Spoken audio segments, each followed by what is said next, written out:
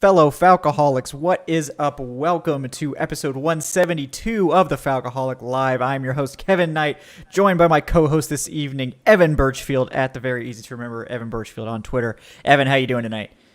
I'm good. I hope everyone's having a good start to their new year, because it is, it's still in the time frame of being able to say Happy New Year. So. Yes, it is. We're only 5 days out from the new year. 22 years tend to be good for me because my birthday is January 22nd. And my house is 222. So twos tend to work for me. So I'm thinking this is going to be a good one. But we'll see. It's still early. It's still too early to tell. But hoping for a nice year. At least a better year in terms of COVID, at the bare minimum. I would accept that. But yeah, guys, we got some Falcons talk to get to tonight. Falcons were eliminated from the playoffs, sadly. It was fun while it lasted. It did last 17 weeks, which is a hell of a lot longer than last year. So we can be happy about that. But we'll touch on that. Touch on the Bills game, which the Falcons didn't play that poorly in. It wasn't a win, but in terms of strength of opponent and that sort of thing, definitely one of the more difficult opponents they faced, and I would say one of the better games they played overall. We'll also do some off-season discussion. There's a million topics we could touch on, but I know everyone wants to talk about the big ones, the draft, free agency, the future of certain players, which we did get some little tidbits today about that we'll bring up. And then, of course, Hate Week is here.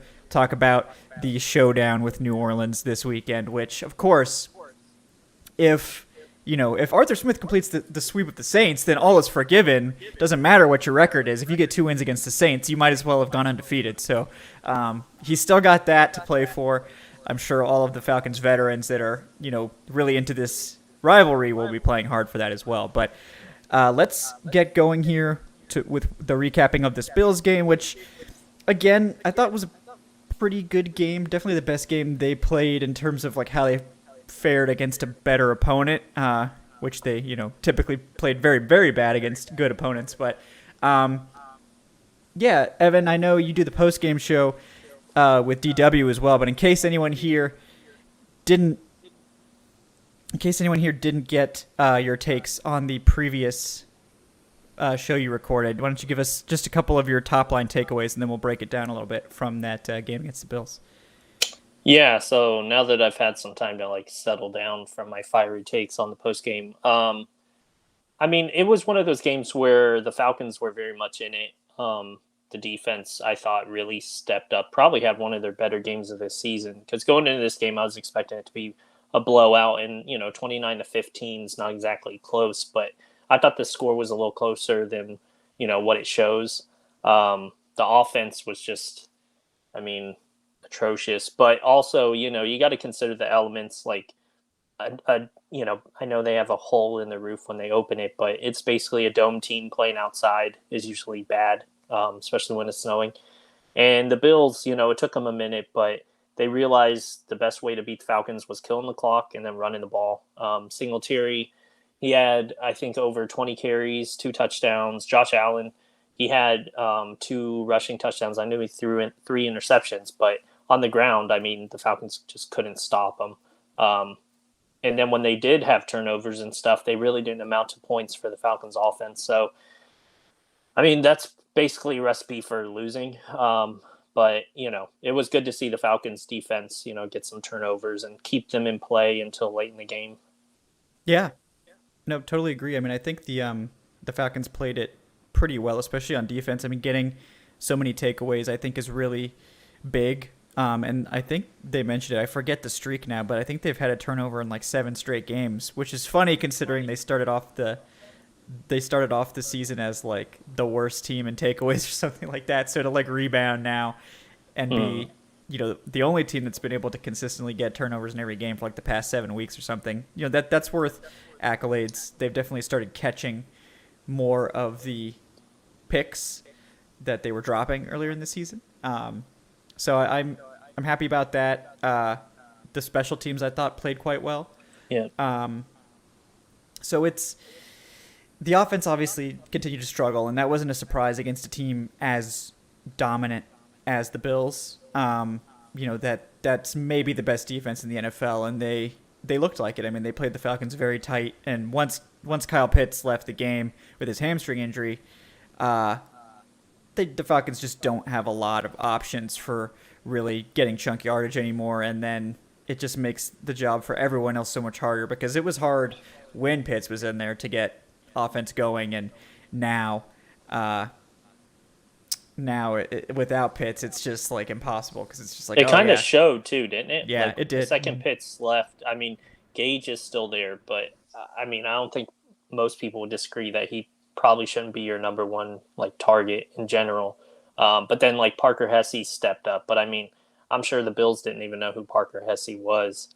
But it's good to see he's been signed to the roster and stuff like that. But Matt Ryan's basically out there working with, people who on other teams or on the Bills, for example, would be like fourth string or fourth in line or whatever receiving wise. So it is what it is. But I thought it was, considering everything with the elements and the Falcons roster compared to the Bills roster, I thought they played well but wasn't enough to win. So yeah, exactly. I mean, they did play well ultimately, and that's I think why I was more impressed with this game than what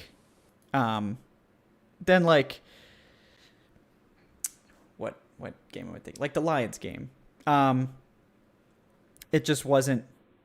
It wasn't as like the Lions game. It's like they beat them, but instead but you expected it. Yeah, exactly. You sort of like expected it. Like, it wasn't really like an impressive win. The Lions are playing their backup quarterback, and it's just not a very impressive day.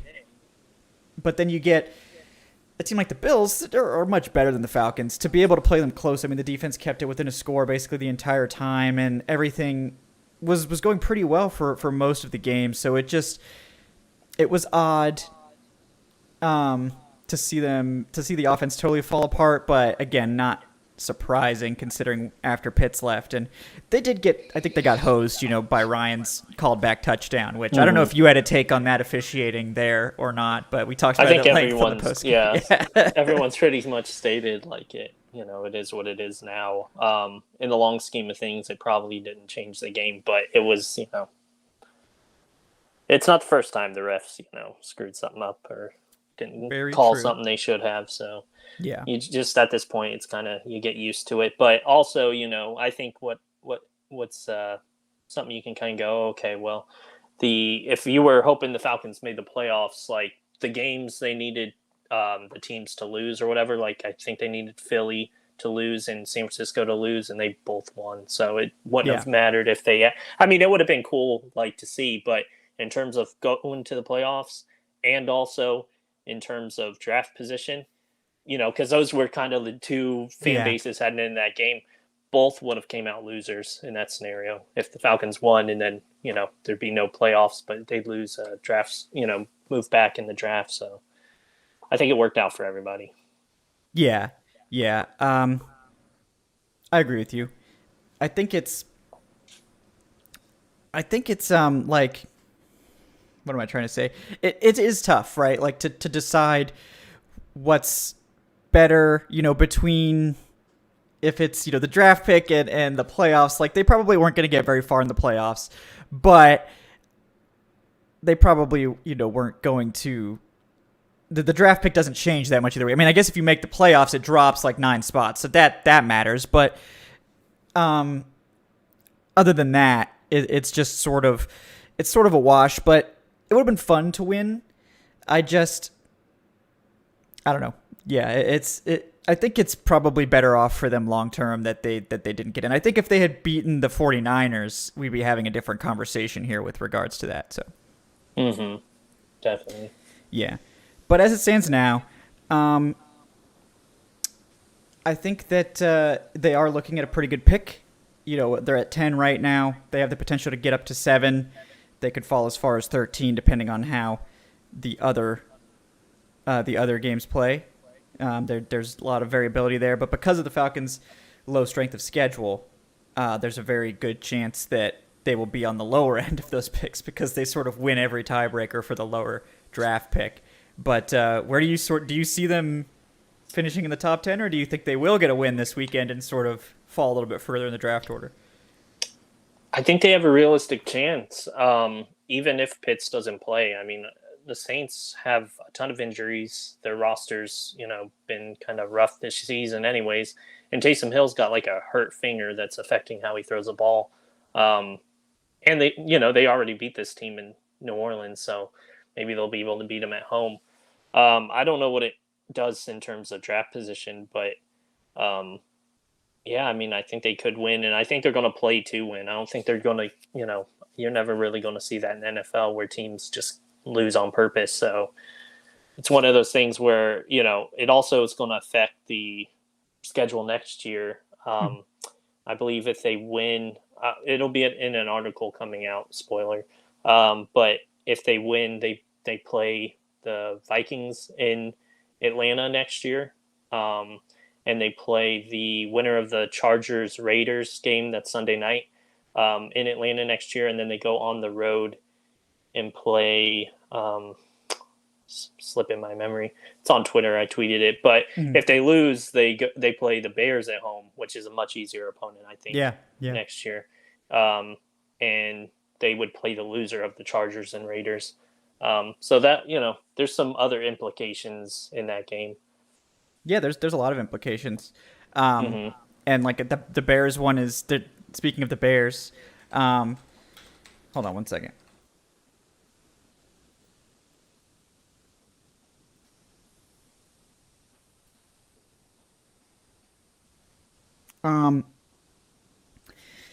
Yeah, so the Bears are one of the games that really matter. Because interestingly enough, the Bears, I think, play, who is it? The Bears play like another team that they should beat. I can't remember. Play the Vikings. Yeah, that's it. So, like, either way, it sort of helps the Falcons. Like, if the Falcons win and the Vikings win, that helps, the Falcons move a little bit ahead of the Vikings still. But if the Bears win and the Falcons lose, then the Falcons could jump the Bears. And there's a couple other teams, like the Seahawks have a, slight chance of getting a win.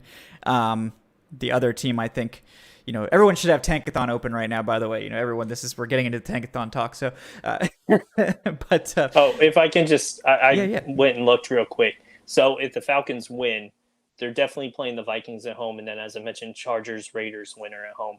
But then they would go on the road and face Eagles because the NFC North and NFC East, the standings won't change. So they would go on the road to Philadelphia, which I think is a much more difficult game. Then if they lose, they're playing the Bears in Atlanta, still the Chargers, Raiders loser, and then they go on the road to Washington. So I think those, Bears, Washington compared to Vikings, Eagles, I think, losing would benefit the Falcons probably the most, but, Yeah, no, totally agree with you. That does sound like a much easier slate. And yeah, I mean, in terms of draft positioning too, like if Chicago does win, because, like we said, the Falcons' low strength of schedule gives them the tiebreaker.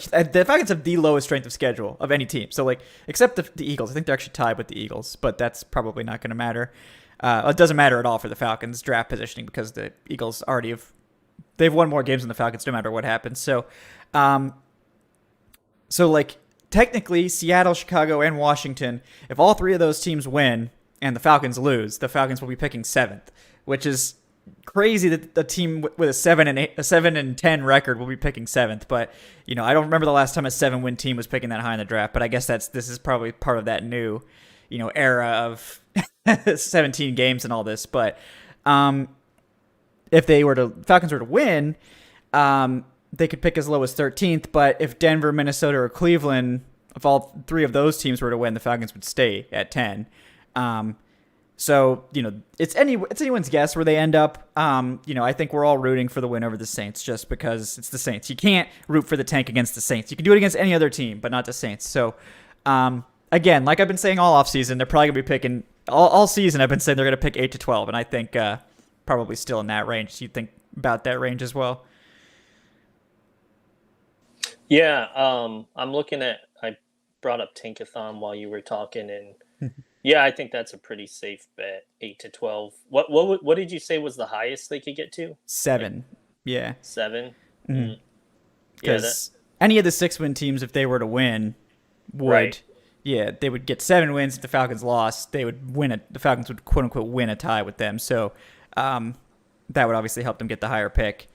So, if we were to lose, then we'd all be, Seattle, Chicago, Washington fans for a day to make sure we Yeah. get that number 7 pick. But I figure Chicago is playing the Giants, I think. Chicago's playing the Vikings. Oh, well, Chicago still could I win don't know that game. who the Giants are playing. I think But yeah, Washington. because I don't know. I don't know what makes a week 18 weird is teams like don't really play. Obviously, Right. playoff teams like probably won't play their starters, but I don't know. I haven't seen anything on the Vikings or anything. But Kirk Cousins, was out this past week because of COVID. I assume he'll be back. He may be back already. So Yeah. we'll see with that. Yeah. So Chicago plays Minnesota, which depending on Minnesota's roster and COVID situation, Chicago could easily win that game. Chicago might even be able to win that game straight up just because Minnesota is so hard to predict. But Washington's playing the Giants, so Washington has a very good chance of winning that game. Considering that Washington's probably going to be on like their third string quarterback, or the Giants are going to be on like their third string quarterback. Seattle has to play, who is it? Arizona. But again, it's like, is Arizona going to really play all their starters to try to, jockey for like, I guess they could potentially get up to the number 2 seed, maybe? Yeah, because they're not getting a bye. I guess No. you're playing. Obviously, you want home field ahead of the other teams, but also you may prefer to play one. Kind of some strategy there, like which of the wild card teams, like 7-6-5, do you want to play more? Yeah. So it could go either way, but I don't expect the Cardinals to phone it in on that one, but it may just be a Seattle pride game. So we'll see. Seattle will be trying to win, obviously. So yeah, I mean, I think it's Washington is going to win probably. So if the Falcons were to lose, they'd probably be picking inside the top 10. But if the Falcons win, they'll probably only drop a couple spots. So it's really not a big deal one way or the other. The good thing about getting in front of Washington in terms of the draft order would be that teams might be considering trading up ahead of Washington to get a quarterback, so that might help in that situation. But, we're so far out from that whole conversation that it's pretty hard to tell. But certainly where the Falcons end up will matter in terms of who their trade partners could be and that sort of thing, if they were to try to trade down. But, it's going to be a very exciting offseason. The draft, we've got a lot to talk about there. I know people probably have questions about free agency and the cap and all that too. And if you do have questions right now, guys, all donations, all tips are going to our Senior Bowl fund, which due to badassery from George Costanza and everybody on Sunday's show, we're almost halfway there already. We've still got 19 more days to go. And every dollar of that is going towards every dollar of that's going towards Senior Bowl travel for myself, and it's very much appreciated if you want to contribute. That's going to help me not have to pay a bunch out of pocket to go to Mobile, which thankfully Mobile, not the most expensive city to go to thing, but somebody. What day is the Senior Bowl? Like, when does this cut off? I have it cut off, I think, the show before I would be traveling, which I think is like late January sometime, but I'll officially be flying down there on like January 31st. So, wow, that's coming quick. Yeah, I know it's coming up. It's coming up quick. It's actually later this year than it usually is. So, have they announced like rosters for that, or people who are expected to participate? Most of the roster is announced. There are still some people that haven't responded to their invites yet. But yeah, there will be a few more people that come. But right now they have announced the roster, and it's pretty good. Is there any ones that are like, oh, I need to really look at, like, you personally, like, that you're kind of excited to see or whatever? Yeah. Well, I've already made a list of guys I want to make sure to like watch a bunch before I get there. But yeah, I mean, like many of I would say like 3 of the top, edge guys are going to be there. Majai Sanders from Cincinnati, Arnold Ebiketie from Penn State, and Kingsley Enagbare from South Carolina. I think 3 of those guys. Jermaine Johnson, too, from FSU. Those are all guys I've mocked to the Falcons before, so I'm excited to see them. Devin Lloyd, the linebacker from Utah, who's like maybe the top linebacker in the class, is going to be there. There's a bunch of offensive linemen. there's several Georgia players. I know James Cook is going to be there, and Darian Kendrick, the corner. So there's a lot of very good players there. The big thing I think for a lot of people is the quarterbacks. Like basically all the quarterbacks, except for like Matt Corral, are going to be there. Like all the main guys, so like Kenny Pickett, Desmond Ridder, Malik Willis. Most of those guys, Kenny Pickett's probably going to be the number one quarterback. So there's going to be, if you're looking to watch quarterbacks, there's going to be a lot of quarterback action. That's kind of rare, isn't it? Like yeah. For the top quarterbacks to, and then Corral, is it because he got injured? Like, was he kind of expected to be there? And I remember seeing him get injured in that. Yeah, he got hurt. As far as I know, he hadn't committed to going. Maybe he would have if he hadn't been injured. I guess I don't know for sure, but. Yeah, he's definitely someone that I'm sure they would have loved to have, but yeah, I think it's probably smart for him because I think he thought he was going to be the quarterback one, and he still could be. Seems like Kenny Pickett might be the number one quarterback now, but either way, Corral has Pickett's had this one great season, whereas Corral has been a little bit more consistent, so I think maybe that's part of it too. Also, like Bailey Zapp from Western Kentucky, the guy that broke all the college football passing records this year, he's going to be there, so. Definitely someone that will have a lot of eyes on him because, obviously it's no small feat to break like every single college passing record in one season. Playing at Western Kentucky, who knows the level of competition, but I think NFL teams will be very interested in seeing if there's something there with him. But yeah, I mean, speaking of draft stuff, I know you haven't, followed it as religiously as I have because I'm a degenerate. No, I'm absolutely not the draft person. But. Yeah, but as we're talking about the draft, are you still like honing in on like edge as a top need, or are you looking more at the offensive line, seeing how poorly they've played? What's your instinct right now? I mean, edge is just kind of like a yearly thing at this point. Pretty much. I saw that like T.J. Watt has more sacks this year than the Falcons in total. Yep. Last I checked, I think Dante Fowler has the most sacks on the team, with 4 and a half. 4, yeah. It's really bad, yeah. It's atrocious. And then I had a tweet, the other day about Jacob Tuioti Mariner, who was with the Steelers. He was with the Falcons until week 8 and then went to the Steelers practice squad, and he was called up or signed off the practice squad by the Panthers. And he's still second on the team, tied for second on the team with in sacks with 2 sacks like this season. Like he hasn't played since week 8 and he's second, on the team in sacks. Like that's atrocious. Like as bad as the offensive line has been, and they've definitely cost some games because of how bad they've been. I feel like it'd probably be easier to fix that just because you've got some pieces there like Chris Lindstrom's played, amazing this year. He's one of 2 guards that's played, I think, 16 games and hasn't given up a sack. Mm-hmm. Jake Matthews is reliable. Like obviously Jalen Mayfield's the one that probably needs to be switched out unless they have confidence in him in the offseason, which I mean, I don't know why they would. Right. But yeah, I would say pass rush is definitely the focus in my opinion anyways. But that's, as I said, that's something that happens every year, and it's something that rarely gets, isn't really getting addressed. They signed Dante Fowler a couple years ago, and I hated being like the, negative Nancy, but at the time I was like, I don't love this signing. Like, I think he's a slightly better Vic Beasley, very slightly better Vic Beasley. And he's kind of been, except for Vic Beasley led the, league in sacks one year somehow, where Fowler, I mean, he's always been one of those guys. Like if he's surrounded by a ton of talent, he's going to be great, but he's not. Like they signed him to be this number 1 pass rusher on the team. And I guess technically he's got the most sacks. So he is, but he's not getting the job done. So yeah, I'd love to see them bring in a, top end draft prospect edge rusher, but will they? I mean, who really knows? It's a little who early, knows? But is that what you're kind of hoping for too, or do you hope they do something on the offensive line? I think it's sort of an open question what they go with, because part of it's that we don't know where they're going to be picking, and then the other part of it's what are they going to do in free agency?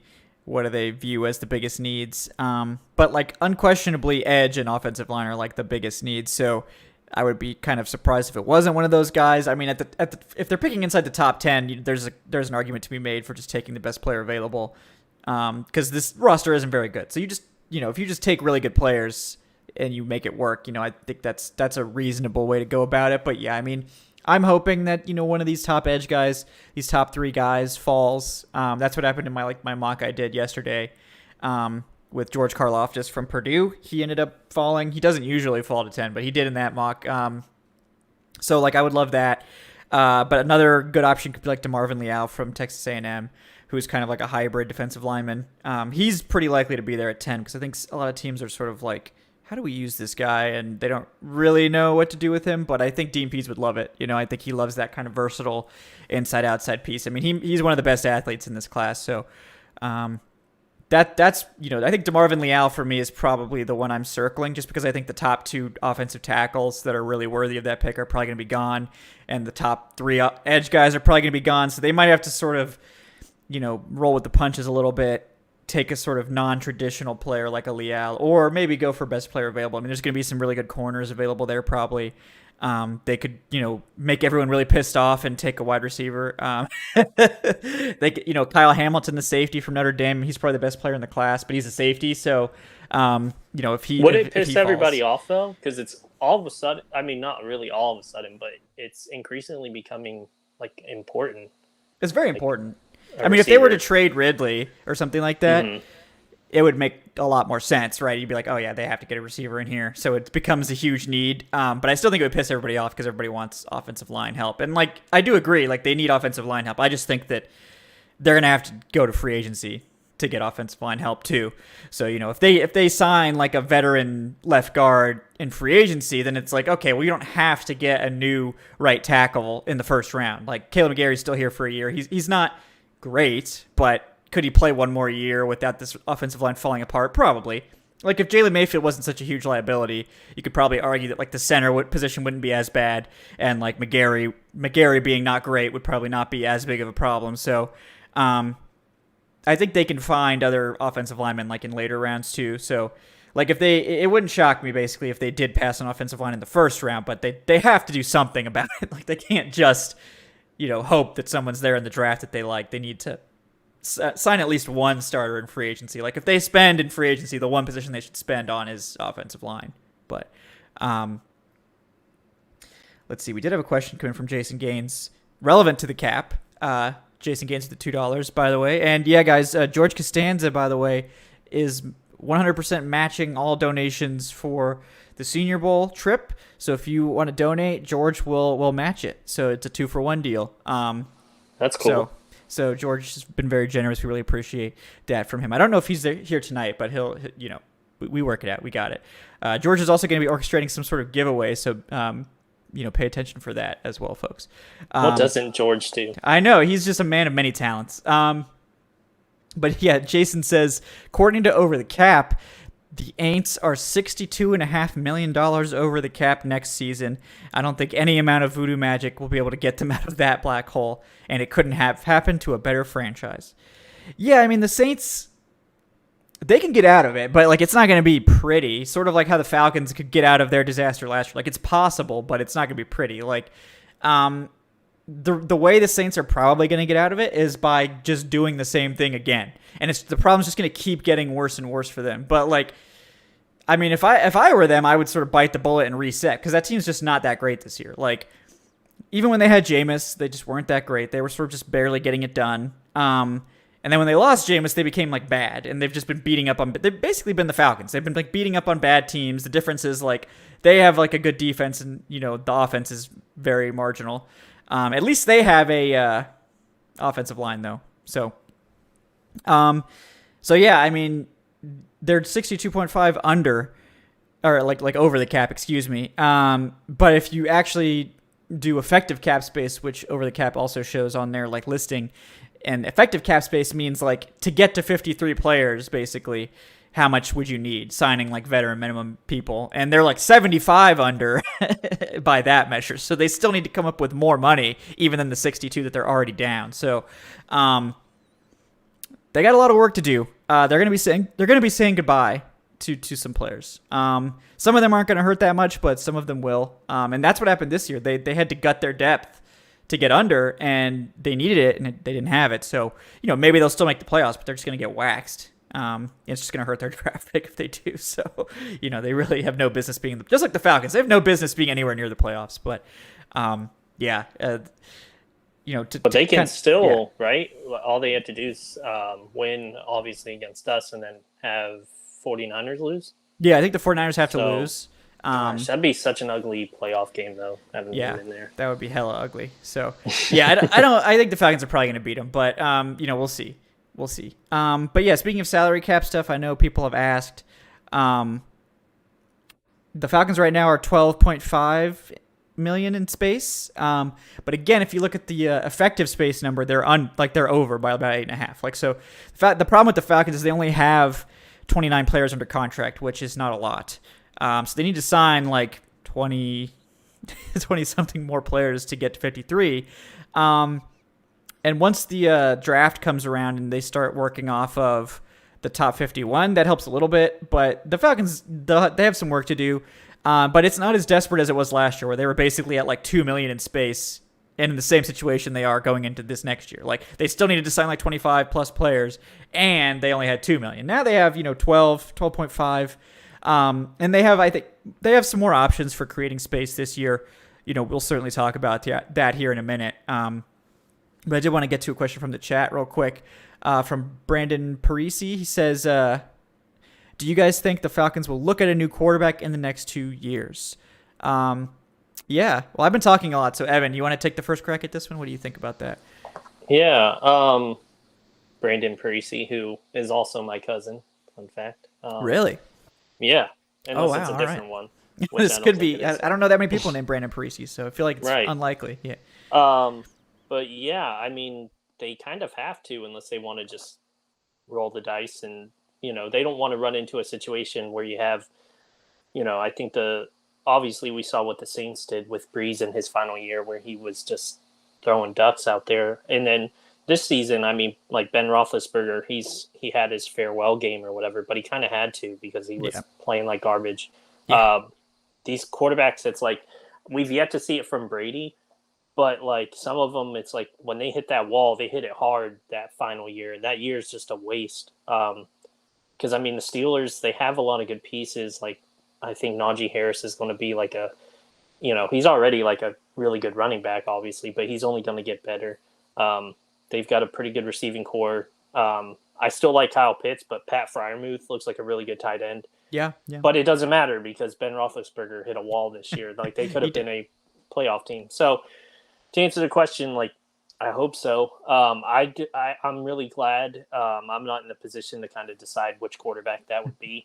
But eventually they have to take a shot at one. The one thing that Dimitrov and, mainly Dimitrov, but what they didn't do for years was, invest in any sort of backup quarterbacks or do anything in the draft. I think the only one who was really drafted was Sean Renfree, and he was like a 6th or 7th round pick. Mm-hmm. So it's like there was literally no investment in any sort of backup quarterback just to see, not that they would be a replacement, but, if you took one in the 4th just to see if you got something there that you could either move on from Matt Ryan with, or you could, maybe trade him for something else, trade him for some draft picks or something. So they're kind of up against a wall. They're going to have, I think he could still play for another 2 seasons. I didn't see anything this year that screamed like, oh, you must get somebody right now, but you kind of want to have somebody learn under him. At least that's ideally what happens. That's what the Packers obviously famously did with having Rodgers behind Brett Favre, and then he slides in, and now Jordan Love's had plenty of time behind Rodgers. I don't know if that's who they end up going with long term, but that's kind of like what you would want to happen. So yeah, I mean, I'd like to see him take a quarterback sooner than later, just to not to bench Matt Ryan, but let the person learn behind Matt Ryan, instead of like, oh, Matt Ryan hit that wall, now it's time to move on, and you don't really have a plan. Like, you're either looking in free agency and maybe getting like a Jimmy Garoppolo, or at that point like a Jimmy Garoppolo or somebody like that. that could play for a year or two. Mhm. But then those seasons you're not making the Super Bowl. Like those are Yeah. going to be seasons where you're still searching for the guy in the draft. And then you're up against a wall because it's like the fan base is going to want somebody. They're not going to be happy with Jimmy Garoppolo. I mean, you see it this year where like Yeah. he wasn't atrocious for San No. Francisco, and when Trey Lance played, like it kind of showed he wasn't quite ready. Even though there was glimpses of he's going to be really good, but there was like a lot of like okay, like he's not quite ready to be thrown in there yet. But they didn't stop 49ers fans from wanting Jimmy Garoppolo bench. So that's kind of a situation Exactly. you don't want to be in. Yeah. No, you're 100% right. I think you raise a lot of good points there because, like, if you don't have a quarterback, everyone's going to be obsessed with getting a quarterback. And that's just the way it goes. That's the way it works. So, I think that there will be basically one of two ways the team decides to go. And it all depends on what they want to do with Matt Ryan. And I think that even depends on what offers they get for Ryan, because I don't think they're necessarily actively trying to move on from Ryan. I think their sort of default plan is probably going to be, we're going to do a void year restructure on Ryan to get his cap hit down to a manageable number because we need the space. And like if we do, if they do like add just one more year and do a restructure, it's not going to make the next couple years that bad. But like right now, his cap number is like $48 million next year, and that's just not something that can really be allowed to stand. Like that's just not going to be able to work, and they have to be careful because if they take too much off, it'll make next year's number 2023 even worse. So the good news is like less of his contract's guaranteed, but it's it's definitely something worth monitoring. But say a team comes calling like Aaron Rodgers goes back to Green Bay and Russell Wilson stays in Seattle. And Deshaun Watson, isn't available for any number of reasons. Then I think we get to a scenario where free agency is about to hit. All these guys have said that they're staying or they've made their decisions to do whatever. And now all of a sudden teams are calling the Falcons about Matt Ryan because they know just as well as we all know that it's winding down. The Falcons aren't likely to be really high-end competitors the next year or two.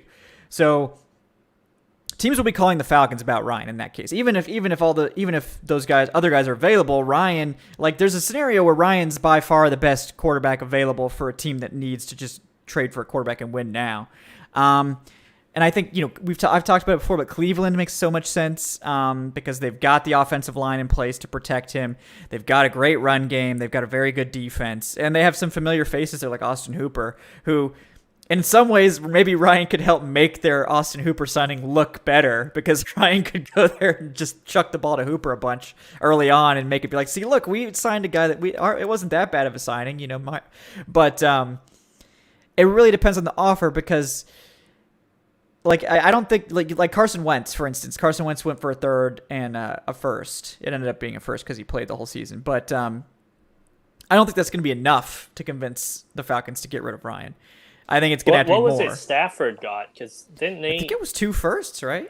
Yeah, it was like and I'm not sure I'll look it up, he gets the exact same thing. Like I'm not sure what the value would be, but because they're similar quarterbacks in terms of like age wise, right? So it's yeah, like Matt Ryan's I think 2 years older than Stafford. Yeah. But I mean that's not. So that's a little bit of a factor, but I guess Matt Ryan's like 3 years older than Stafford. So that's a factor for sure. So like I don't think the Falcons are getting, 2 firsts or whatever it was that Matt Stafford got. I wonder what the trade was exactly. But that hasn't even worked out that well for the Rams, honestly. Let's see. Yeah, so the Rams the Rams got 2 firsts. Oh yeah, they had to send a third too to get rid of Jared Goff. That's right. They like never have a first round pick. Yeah. For the next decade. Yeah. So yeah, they traded 2 firsts and then also sent a third to get rid of Jared Goff. So like I think there's an outside chance the Falcons could get like a 2 firsts for Matt Ryan, but I don't.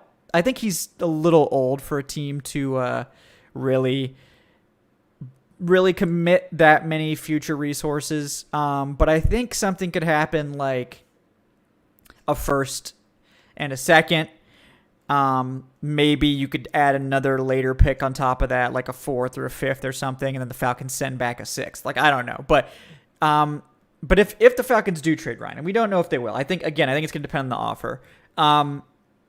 They probably want that first to be next year, because they're going to be in the market for a quarterback at that point.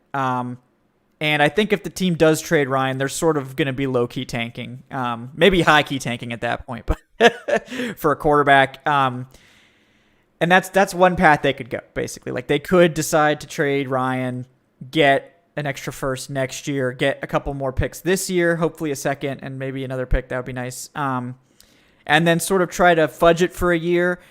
They could also go with like taking a quarterback in the second, like if Desmond Ridder were to fall, I think he would be someone they would love to get. Draft Network has compared him to Ryan Tannehill, who we know was a perfect fit for what Arthur Smith wanted to do in Tennessee. More likely to be there in the second round would be like Malik Willis, who's just a total wild card, but I love him. I love Malik Willis. He's either going to be like a Pro Bowler or he's going to be terrible. And it all depends, I think, on how patient a team is with him and the situation he goes into. But I believe Atlanta is a good place to go for quarterbacks. And I sort of think the Matt Ryan pick and how he thrived here is a good way of demonstrating that. Like, I think that this is a good situation in terms of this is a staff that's not going to ask too much of a young quarterback. I think if they were to draft Malik Willis, I have faith that they would sort of craft an offense around him that would be effective instead of just making him play Matt Ryan's game and just drop back and pass like 40 times a game. Like, they're not going to do that for Malik Willis. They're going to give him some runs. They're going to give him some easy throws. They're going to give him lots of play action and RPOs and those sorts of things. So, yeah. And guys, I'm not saying that they should trade Ryan. I'm really not trying to weigh in at all on whether they should or shouldn't, but I just think it's something you should buckle up for, because there is a non-zero chance that they say, we're just going to Ridley doesn't want to be here. We have this great offer for Matt in hand. Let's trade Ryan. Let's trade Ridley. Let's just do a full reset and go from there. Like, there is a chance that happens. So I just want everyone to be aware of that. But whether they should do that or not, I'm not really willing to say like they should or shouldn't. I think that's it. There's too many things we don't know, basically. But if they do want to draft a quarterback this year, I think the second round is the place to do it, not the first. Less risk. They already have an extra second.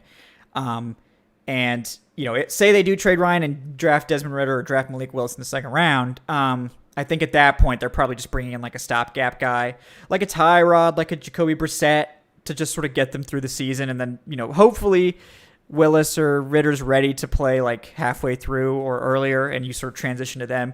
And then you can be like, hopefully you can see enough from the young guy that you can either tell if he's worth going forward with or like, okay, we need to draft somebody else. So that way, like, it could work out well where it's like, oh, Malik Willis looks great. Now we can take our 2 firsts and just really build this team with these extra first rounders and extra picks. Or if it's like, oh, this doesn't look good, we're just going to trade up. Yeah, we're already probably picking high because the quarterback situation was bad. Now we have enough ammunition to get it done. Like, we can probably beat almost any other team because we're picking high and we have an extra first this year. So, same year picks are always worth more than future years picks, guys, just in case you didn't know that. So, I think there's a chance that happens. But I mean, I'm sure you don't necessarily want to trade Ryan, Evan, but what are your thoughts on maybe taking a later quarterback or that sort of thing?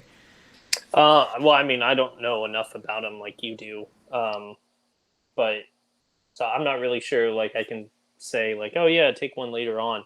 Right. Because, like, just, I guess, like, the theory of it. Like, take someone maybe needs a little more work. I would have liked that they did that before. Right, like this year would have been a good time for that. Yeah. Right, not, like, to replace Matt Ryan, but maybe, like, I mean, some teams have gotten lucky with that sort of thing. We've seen it with, like, Russell Wilson and wasn't Dak Prescott, like, a 4th-round pick? And there's been other ones like that, where you didn't necessarily need somebody from the first round. It's just that's usually the easier route, obviously, to get like a better player.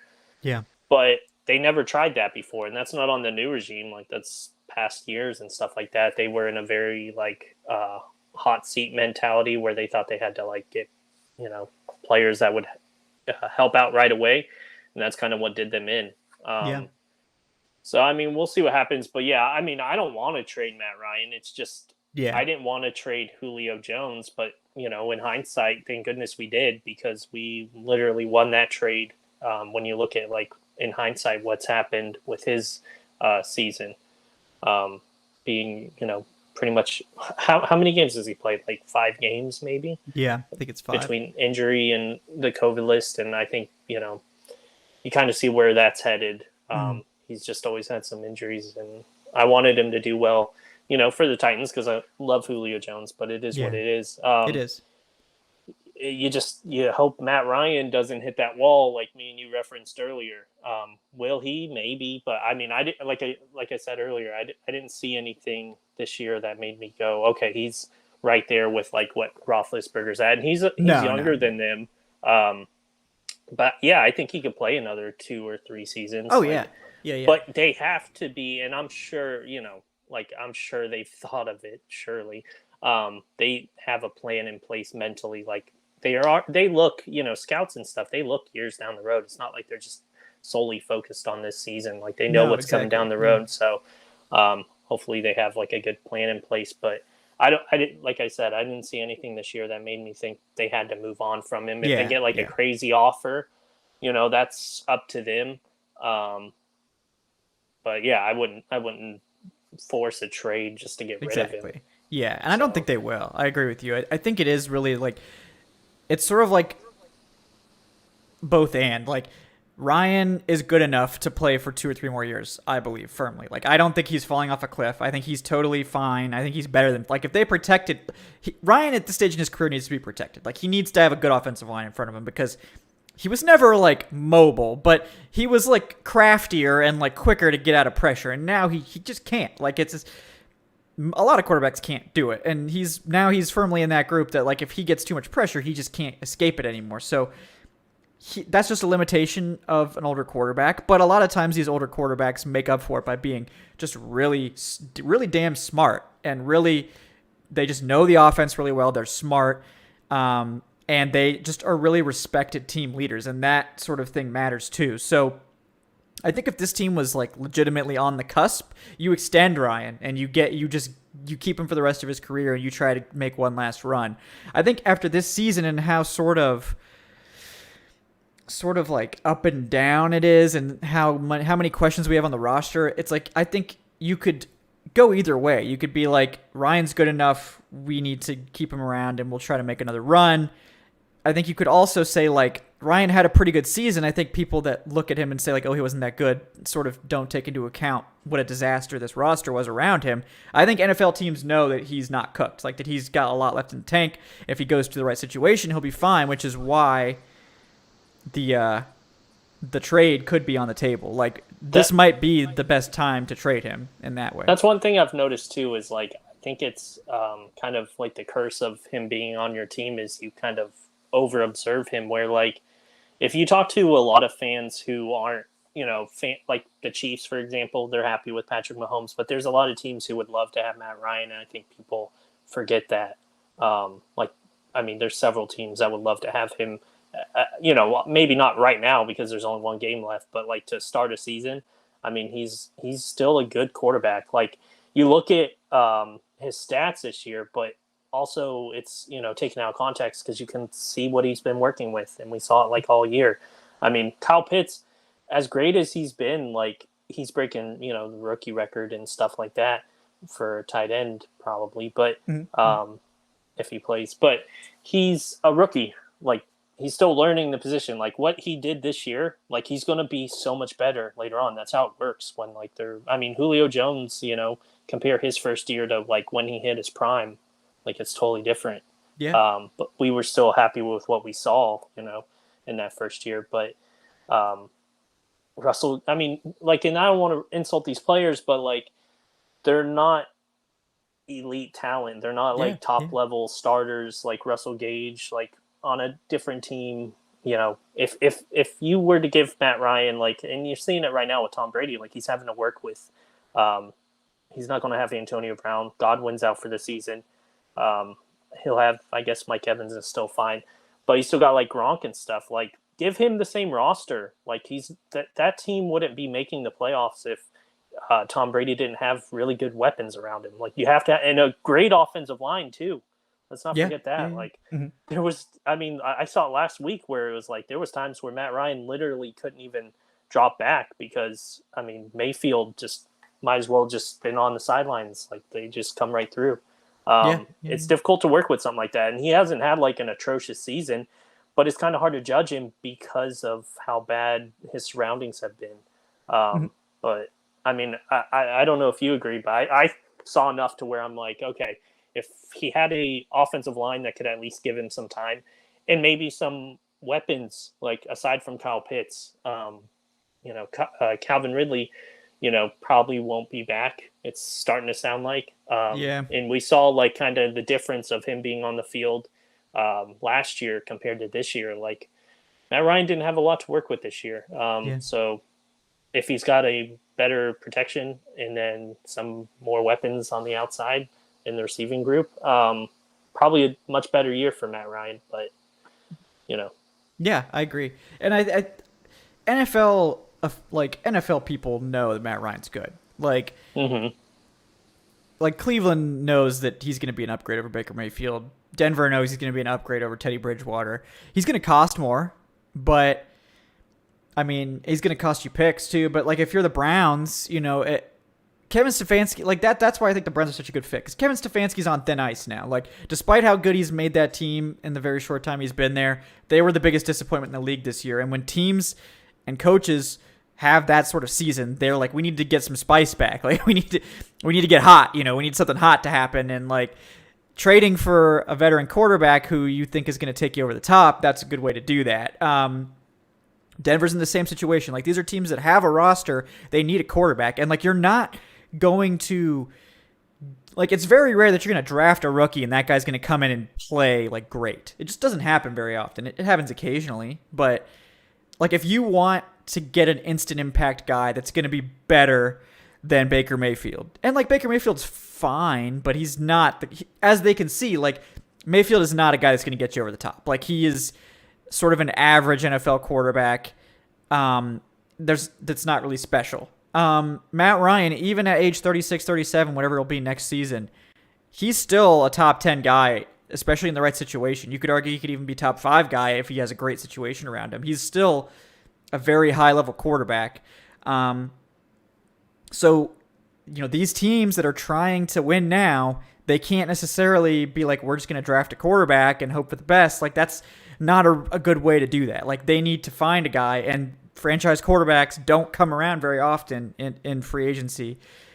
So usually you have to trade for one if you want one. So while I don't really think that I think it's a less than 50% chance the Falcons do decide to trade Ryan, but I'm just trying to prepare people for, there's going to be some desperate ass teams out there. Cleveland, Denver, Pittsburgh, probably too, that are not really going to be in a great Washington. position. Yeah, well, Washington, yeah. Washington's not a win now roster though, so if they're smart, they'll draft somebody. But I don't care whose pick it is, as long as it's not in the NFC South. Like, I'll take anybody's picks, but there's a non-zero chance that Ryan's the best option out there, and a team like Cleveland's like, we need to get a guy and we need to go right now to try to win with these guys that we have on rookie contracts, and there might not be a better option out there than Matt Ryan. If Russell Wilson goes back and Aaron Rodgers stays in Green Bay, I mean, who else is there? Like, Deshaun Watson, like, sure, Deshaun Watson's a great quarterback, but is he ever going to play in the NFL again? I have no idea. He's going to be a giant risk. So if it was me, I'd trade a first and a second for Matt Ryan instead of gambling on something like that. So, we'll see. We got a lot of offseason left, but that's definitely one of the biggest topics. I just wanted to start preparing people for that, because there's a chance. I don't think the Falcons are making calls. I think they're going to be getting calls. And that's the better position to be in a negotiation anyway. But other guys that were mentioned, I know people talked about Calvin Ridley. We know so little about that situation. I know Steve Wyche, he mentioned, that he thinks that it's both sides could be looking for a fresh start, and I think that's reasonable. But I also think the Falcons aren't just going to trade him for nothing. They're not going to trade him for peanuts. Like, they're probably asking for a second at minimum, and they probably want more. And I think they're deservedly going to ask for more. they're not just going to let Ridley get out of here for nothing. So it could get ugly. I hope it doesn't. I hope they work it out and figure out what the deal is there. But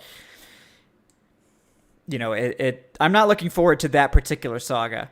I guess that's the one I'm looking forward to the least. I think what's made that difficult is like there really hasn't been any, usually there comes out some rumors like with the Julio Jones situation is like we heard a lot of stuff before he was actually traded. With the Ridley stuff, like it's been, and he deserves his privacy and stuff. So like I'm not saying we need to know what's happening, but it has been really, tight-lipped on like what's actually happening with that whole situation. Yeah. It is, and I hope it's not as ugly as, some people are thinking. I hope they figure out a way to get him, if he wants to leave, to get him to someplace he wants to go for a fair return. But if I'm the Falcons, I will not accept less than a second-round pick, period. Like, right. Well, and it sets a bad precedence, too, where it's like... Yeah. This is now second offseason, a wide receiver wants out, and you have to take poor offers. You have to do it. Yeah. Like, that's what I'm saying. And it's like I get the mental health, aspect. Yes. That's... Right. The mental health aspect is one thing. Exactly. But if he's like, oh, yeah, trade me or I'm not going to play, that's not mental health anymore. That's like, I want to get out of Atlanta. That's a totally different story. Afraid, I'm afraid to say anything because I don't know the situation. Exactly. But, like, you don't want to get into that kind of situation either where it was like, it's kind of being used as a weapon because there's people who have real mental health issues who need to really step away. And we've seen it, from other football players, like Everson Griffin with the Vikings had to step away a couple times because he was dealing with some stuff. And they deserve to do that. Like, you deserve to be able to step away regardless of what your job is. If you're dealing with some stuff, you shouldn't be forced to do something. But when you start using it as like a negotiation thing, it gets a little murky. Gets a little dicey. Now, to be fair, there's no official report that he wants to be traded or anything like that. This is all I think, Weichi is an insider. He knows a lot about the Falcons. He's been around the team for a long time. I don't think this is coming out of nowhere, but fresh start doesn't mean he just wants out, is refusing to play. It might be like both sides are going to try to find a compromise that works for both of them. But if the Falcons get really poor offers for Ridley, I don't think they're just going to take him. They're going to need to find a good offer. But, Ridley's still a young receiver. Prior to this season, he had 1,600, almost 1,700 yards. Like, I know people are like, oh, well, he's worth nothing now because he didn't play this year. You're just wrong.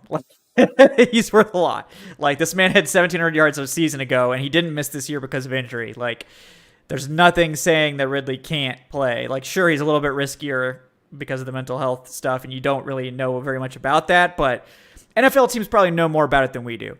So, just to be fair, people talk in the league, and they don't talk to us. We're not big time enough for that. But I hope Ridley and the team come to an arrangement that's beneficial for both sides and that everyone is happy with. That so rarely happens. So I'm hopeful, but we'll see. And the other guy that a lot of people have mentioned in terms of a trade would be like Dion Jones, which I think is not only going to happen, but it has to happen. They can't say pay him. some money. Right? They really need to trade him more for the cap relief than anything. So and because of that, I don't think they're going to be getting a good pick for him. Maybe like a fifth, but I think that someone will pony up a fifth or a fourth for Dion Jones. I just don't think he's played well enough to demand like a second or a third or anything like that. But I also don't think he's been as bad as Falcons fans have sort of painted him. I mean, he's never been a great tackler. He's clearly not, super jazzed to be here now, which is sort of on him because I think the defense has been playing, decently. But, there are a lot of teams, like I think Dion Jones is like a perfect like last addition for a good defense, like a team that has a good defensive line, a good secondary. He can be this guy that like flies around and just is free to sort of make plays and isn't dependent on to be like one of the stars.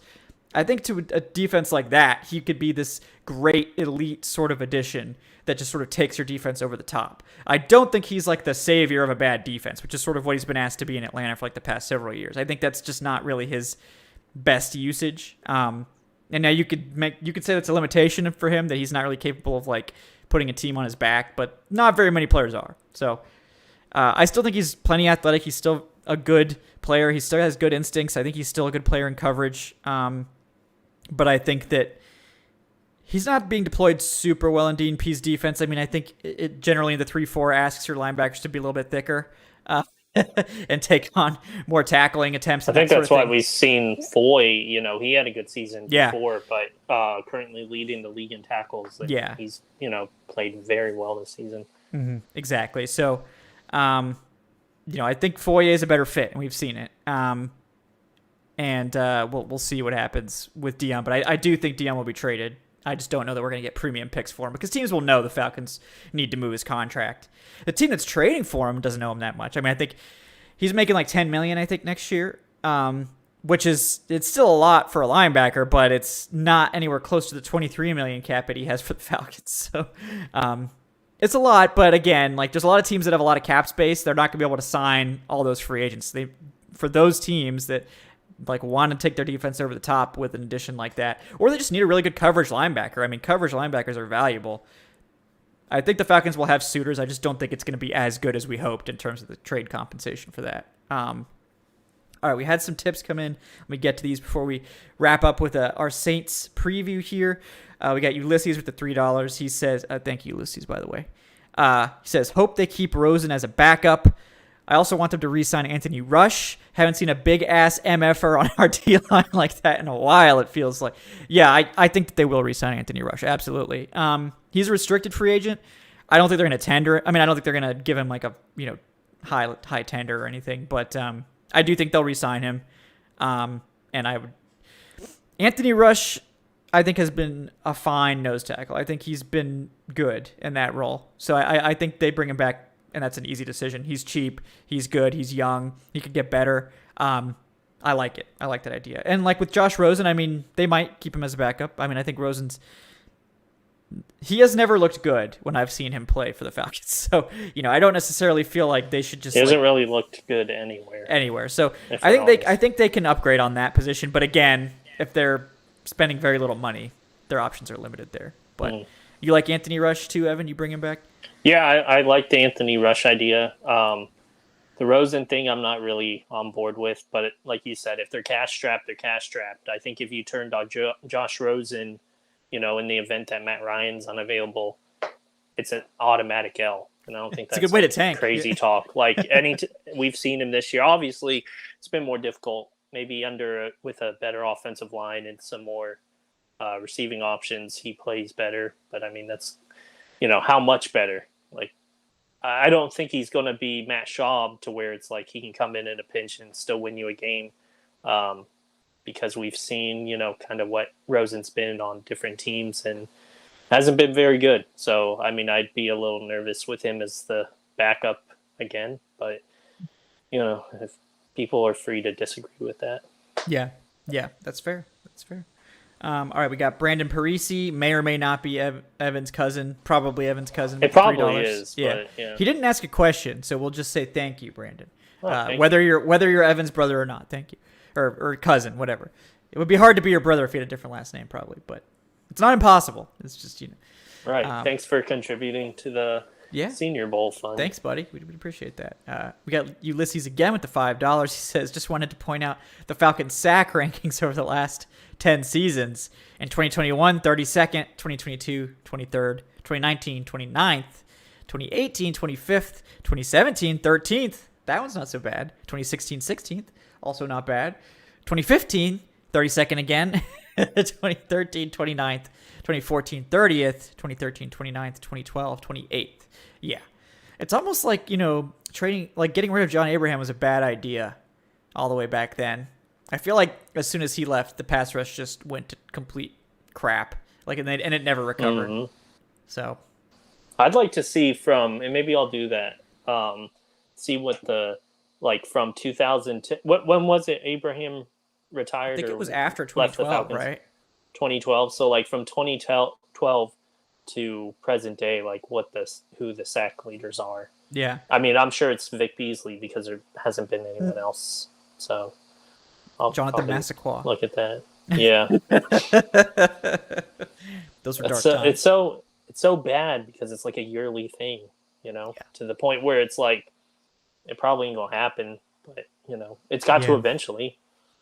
Eventually, it has to. So, oof, yeah, it's bad. The pass rush has been very, very bad. We know that.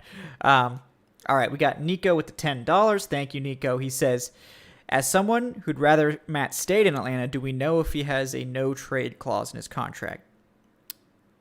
I've never heard of it. If he does, so I don't believe that he does. Yeah. Now they don't necessarily like broadcast that to the world, but I think we would have heard by now if he had a no trade clause. No one's ever mentioned it. I can't find any notes about it on like Spot Track or anything. So it's been mentioned by too many people, like trade scenarios, to where like even the team I think's done like talk of it. Yeah. So they would have surely have known, like, hey, he can't actually be traded. So yeah, no, I think we would know. Yeah, I think we would know by now. If he had a no trade clause. That would be a big deal. It would be a huge deal. So I don't think that's the case. All right. Well, let's wrap it up with some Hate Week Saints talk. These are two teams that are, both fairly bad. And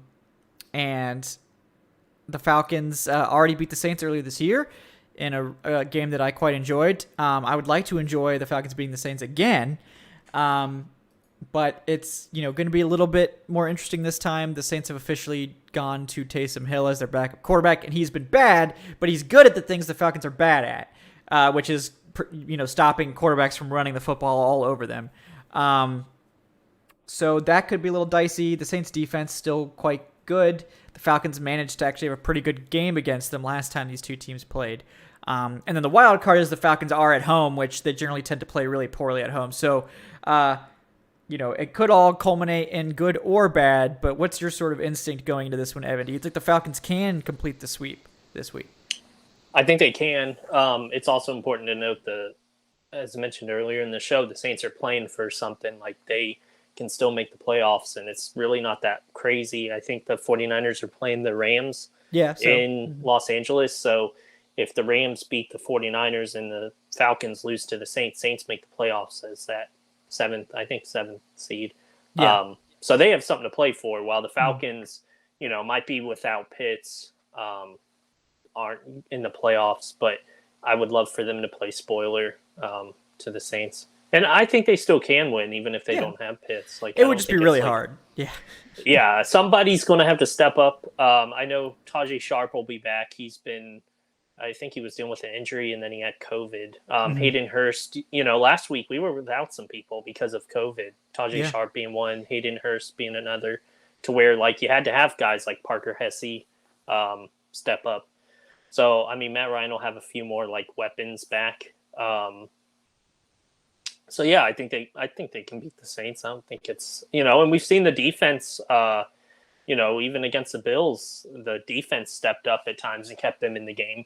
So against a weaker opponent at home, like the Falcons defense surely should be able to keep the Falcons offense in the game. It's just whether or not the Falcons offense puts points on the board. So right. That's the big question. Yeah. In many games, that's been the question this year. Exactly. And it's just, they've just been so unreliable on offense that it's just hard to predict what they'll do week to week. The Falcons did have one of their best games of the year on offense against the Saints. I just think it's going to be really hard to replicate that without Pitts. I think that this team just becomes extremely one-dimensional and like short yardage focused without Pitts, because Pitts is like their deep threat. He's the guy that takes the top off the defense. He's the guy that's would need a big game from Patterson, because if you look at his stats, like over the last couple weeks, like especially when he got hurt, like since then, his stats haven't been that great. Mike Davis has actually like had some really, solid performances lately after like struggling for most of the season. So if Pitts ain't playing, they're going to need like a big Patterson day, which hasn't been the case the last couple games. Yeah, I mean, Patterson has cooled off a bit, which is not surprising. The other part of it is that, the Falcons haven't gotten Ridley back. Teams, the sort of like surprise about Patterson has sort of worn off. Defenses are starting to key on him more when he's on the field. I really like how the Falcons deployed Patterson earlier in the season, but like his best role is like a second fiddle and a like a weapon that you could match up. He shouldn't be like your running back one guy you're depending on taking like 15 carries a game. Like I feel like that sort of dampens his effectiveness a little bit. And it's just the fact that there just really aren't a lot of good options on this team to take attention away from him or Kyle Pitts. So you lose Pitts, there's just so little out there. And then, the Saints pass rush hasn't been as good as it's been in previous years. The Falcons offensive line has been very bad at pass blocking. And then you get to the fact that the Saints, are pretty good run defense, so it's going to be hard to run the ball on them. It's going to be a tough game for the Falcons. I think it's possible that they pull it off, but it's a tough game. They don't play well at home, which at least they got the one win at home. At least we got that. But yeah, I mean, it's going to probably take some turnovers. It's going to take the offense having a good day, but it's possible. And I do hope they pull it off because I'd love to sweep the Saints. Like I was saying earlier, you sweep the Saints, that does a lot for your image as a coach in Atlanta. That people are willing to overlook some things if you sweep the Saints. So Arthur Smith, pay attention, get that sweep. I feel like if Dan Quinn swept the Saints a couple more times, he'd probably still be the coach here. So right, it's almost that like buys you a lot playoffs. of goodwill. Yeah, it buys you a lot of goodwill with the fans. So yeah. But yeah, anything else you want to touch on that game? No, just I think it's important. Enjoy the game because it's the last one. I think we get caught up during the season, especially when the Falcons are sucking, and it's like, man, like this team's garbage. Like I don't want to watch this. But like those months, where it's like or those weeks when it's in between like draft season, and there's just nothing happening. Yeah, it's like I would. Love to watch some Falcons football where they are just garbage. Like, so just enjoy it. We're not going to see Falcons football till August. Yep. And then we'll be like ravenous for crappy preseason football. So just remember that, guys. Yeah. Yeah. So just enjoy it. I mean, even if they win, they lose, whatever, like it's football, and once that game's over, like we have to wait until August to watch more. So exactly. So then it's nothing but then it's draft takes and free agency. Like then there's nothing else. Like it's just that. Like it's one thing to do that as if you're a Falcons fan, like you want to watch the Falcons win, like in theory. So just watch the game and enjoy it. That's, I'm not saying the team's good, but it's still football as opposed to watching nothing. So I enjoy watching my Falcons beat the crap out of the Saints. I don't care what their record is. I just want to see them beat the Saints. I don't care about the draft implications. Beat the damn Saints. No tanking against New Orleans. It's not allowed. So, yeah. I hope they get it done. But we'll see. It's a tough game. We didn't think they beat the Saints last time either, and they did. So, I think that they have a good chance. Solid chance. The Saints aren't good either. So, we'll hope for the best. It would be nice to be able to say, we kept them from the playoffs. Yeah, I mean, they have something to play for. To crap on the Saints. There's a lot of Falcons veterans, I'm sure, that take the rivalry seriously. I'm sure Arthur Smith will be sort of rallying the troops. It's a game that matters for pride. NFL players don't like losing. I don't like losing. Just because the playoffs aren't on the table anymore doesn't mean that they're not going to go out and try. I mean, I hope they don't look terrible. Like, just go out and try, put on a good game. Like, if you lose at the last second, something like that, still get to keep your good draft pick, but you made the Saints sweat and got them all tired out so they can get waxed in the first round of the playoffs. I think that's a good outcome as well. So at least do that. But if you could win too, that'd be great. So that's all we're asking. Falcons. But yeah, guys, thank you so much for tuning in tonight. Thanks to everyone for donating. Like I said, really appreciate all the help to get to the Senior Bowl so I don't have to pay out of pocket. That's massive for me, and it really means a lot to everyone that donates. So I really do appreciate all you guys. Before we get out of here, please do like and subscribe if you haven't already. Those metrics really help us out.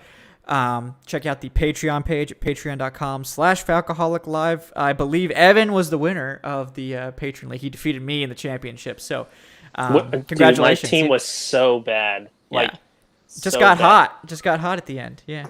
Got lucky. That run. The last couple of weeks were really bad in terms of fantasy football where people who usually go off, like your key starters, didn't have great games. So, that played a lot into it. But Yeah, appreciate, the patrons who participated, and Yeah. I know we'll probably have like 2 or 3 next year by this rate, so more people can play. But Yeah, no, we're definitely yeah, going to have to go to at least 2 leagues. We have like 25 patrons now. So, yeah, yeah, if you guys want to get in on that fun, that excitement, we have some other stuff we're going to be doing this off season as well to get the patrons involved more. Patreon.com/Falcoholic Live is the link to that. Really appreciate everyone who's been supporting us on there for the last year as well.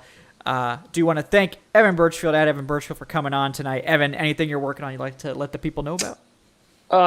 Yeah, a couple things, but just go to the Falcoholic.com. A lot of great content, even with the season coming to an end. There's going to be, I know Kevin and some of the others will have some more draft content up on there. And then, obviously like and subscribe to the show. As Kevin mentioned earlier, George Costanza's matching donations apparently, Yep. which is really cool. Yeah, it's by awesome. him. Thanks, George. So, if you want to see Kevin, I guess are you doing a show at the I Senior will. Bowl, I'm or? planning to broadcast live every day of the Senior Bowl practices. Okay, so if you want to see so- Kevin, giving some insight at the Senior Bowl and stuff like that, Yeah.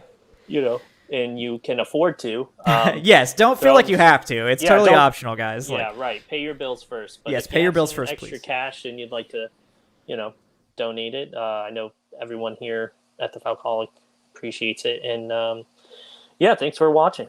Yeah, guys, thank you for watching. Yeah, I mean, the reason I wanted to go was that I feel like we're always like sort of fighting for scraps about the Senior Bowl. Like everyone who loves the draft is like, what do we hear from the Senior Bowl? And it takes like weeks to get everything disseminated about what happened. But my goal is to go there, tweet out a bunch, just like I did at training camp. Just tweet out as much as I can, and then do a show as soon as it ends, and be like, this is what I saw. And that way, you guys have it immediately. Everyone can get that update and have that information without having to wait like 3 weeks. And then it's like, oh yeah, the combine's here, and we're hearing about Senior Bowl, but like I don't know anything about these guys. So And the key is it'll be Falcons focused from yes, Kevin, who isn't being told what to say or what to think. Like, he's a free thinker. He's a fan too, so he's going to give you the best, analysis from the Pro Bowl. I mean, not the Pro Bowl, the Senior Bowl. yeah. I mean, if somebody wants to send me the Pro Bowl too, I mean, I'll go. I feel like we're probably not gonna get a lot of great analysis out of that. But Yeah, give us some. I'll try. Josh Harris. Yeah, Josh Harris. There you go. Go hang out with Josh Harris or something. But yeah, guys. Thank you so much for everyone who's contributed, everyone just for watching. That all of that helps us, to be honest. Every little bit, even if you just watch, comment, like, all that stuff helps us out, helps us grow. We appreciate that big time. So yeah, guys, we will be back Sunday after the final game of the season to hopefully break down a Falcons victory over the Saints. But if not, we'll be here anyway. We'll continue doing shows over the course of the offseason. And we may get some more people on. Yes. Once the season ends, guys, the embargo is lifted. The floodgates open. So Evan's going to be working, you see that screen behind him. He's going to be video conferencing with like 50, players every day trying to nail down, we're going to have so many guys in here we don't know what to do with. So, Evan's done a great job with that. Thanks so much for that, by the way. But thanks again, guys, for tuning in. We'll see you on Sunday after the final game of the season for that post-game show. Until then, guys, have a great night from everyone here at the Falcoholic Live. We wish you guys the best, and we will see you on Sunday. Have a good one.